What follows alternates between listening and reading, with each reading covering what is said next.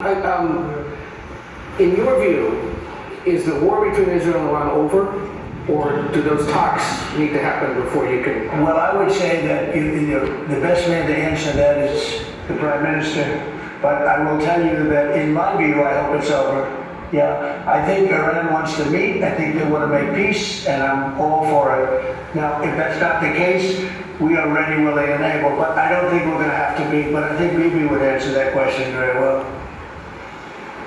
I think the partnership between Israel and the United States, the partnership between President Trump and me, produced a historic victory.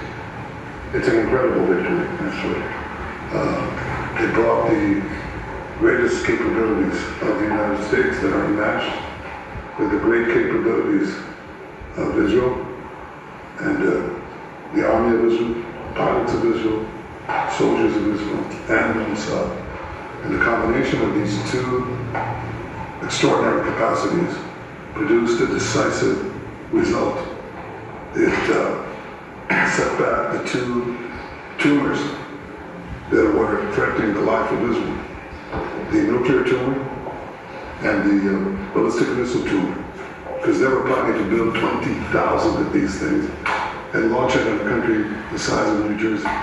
No country can withstand that. So what do you do when you have two things that are going to kill you?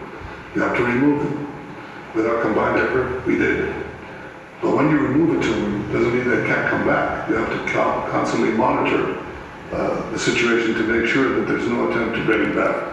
So we've had a great achievement as part of the effort of consolidating this and ensuring that we don't have to repeat this, is to monitor this carefully.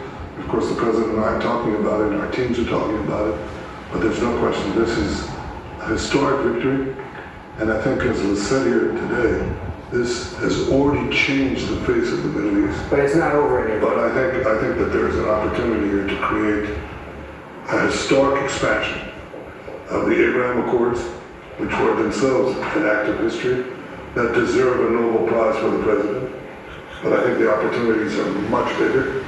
And I hope, I'd like to believe that Iran would not test our fortitude, because it would be a mistake. And do you believe the regime change is still necessary there?